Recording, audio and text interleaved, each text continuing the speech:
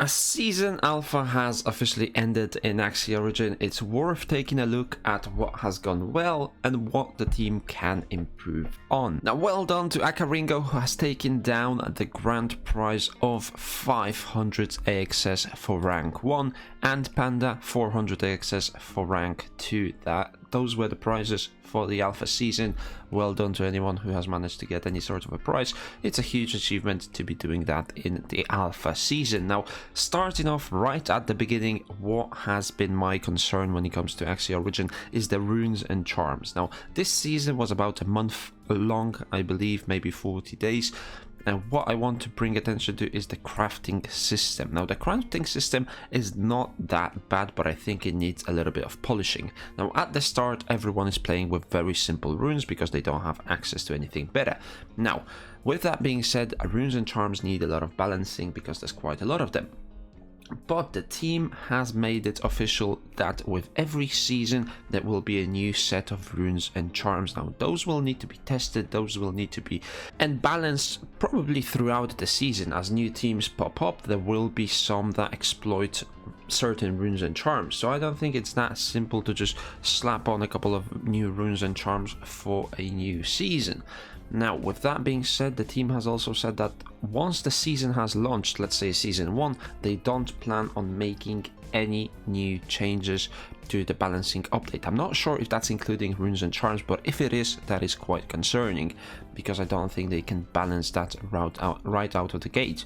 Now, with the runes and charms crafting system, I think it is a little bit too skewed towards grinders. Now, you get a couple of moon shards from your daily box and you get some for advancing through the ranks, but where do you get most of your moon shards? That is from winning your battles every single day. So everyone that can spend the whole day playing Axie Origin, they will keep on getting those moon shards and they can use them to craft some runes and charms, and it is simply a numbers game. The more you play, the more moon shards you get, the more runes and charms you will most likely get that are useful, like the bloodlust from the last seasons. I think it's good that you need to do quite a lot of playing to get those higher ones, but when it comes to the leaderboard and when it comes to making some money from the game, from the leaderboards and evening out the playing field, I think those should be a little bit easier to obtain because it actually takes hours and hours and you still might not get any good runes like I did for Axie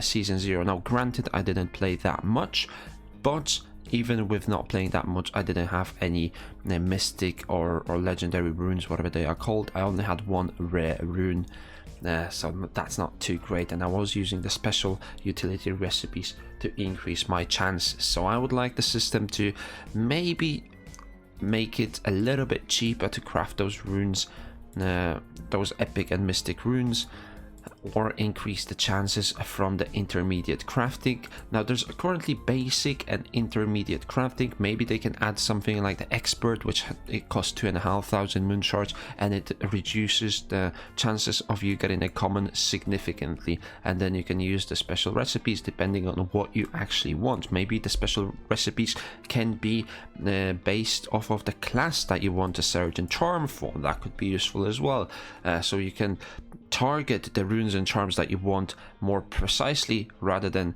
rolling the dice every single time that you are crafting. So that's my thoughts on the crafting system. Let me guys know what do you think about that. One more thing that the team has said is that they want to make sure that the runes and charms can be disenchanted at the start of the next season, which again benefits the grinders. If you have a lot of time to play in the off season, then you can amass a grand amount of runes and charms which you can disenchant at the start of next season, and again you will be a step ahead. So I don't think that's the best approach. They might need to rethink that. Another thing that I wanted to talk about is the creation of the teams as well as the balancing. Now, as I have mentioned, the team is saying that they don't want to make any balance changes once the season is out. Now, I don't think this is the best approach. Like we have seen with Season Alpha, AoE cards were doing an absolute monster amount of damage. Earwing, Yam, whatever you could put, Tri-Feather on there as well.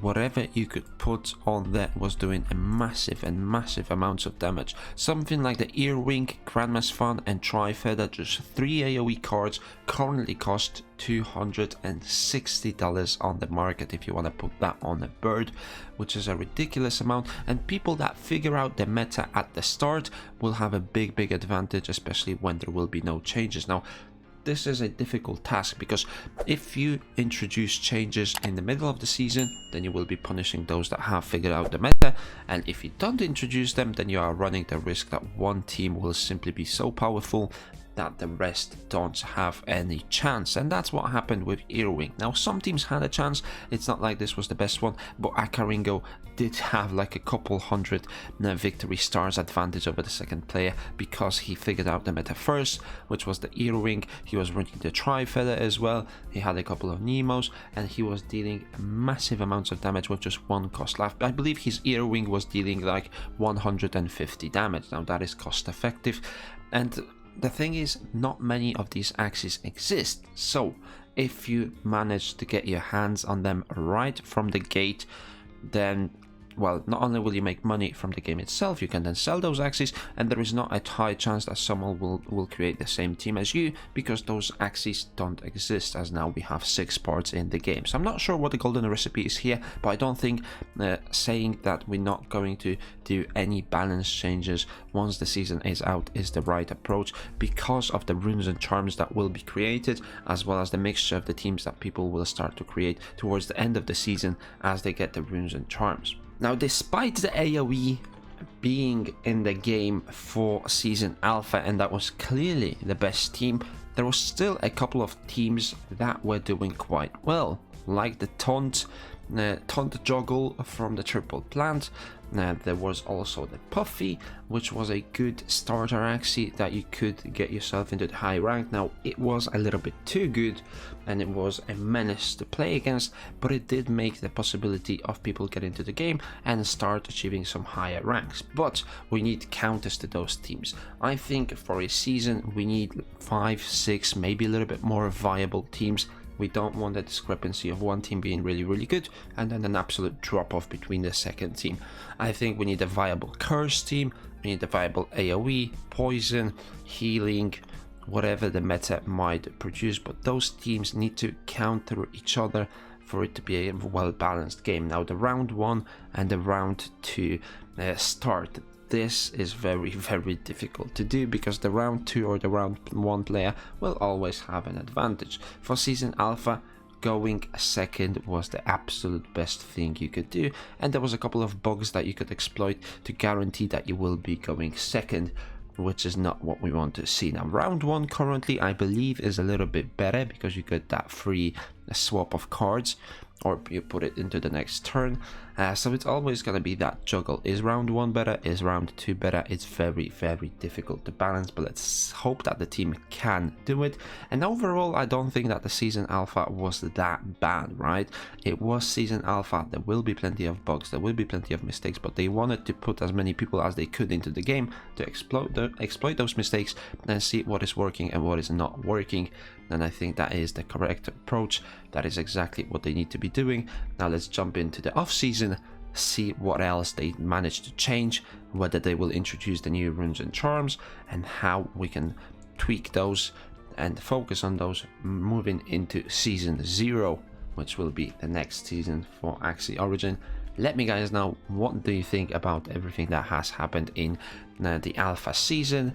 What was the things that you enjoyed? And if you enjoyed this video, make sure you give it a thumbs up, subscribe to my YouTube channel for daily playthrough and content, and I will see you in the next one.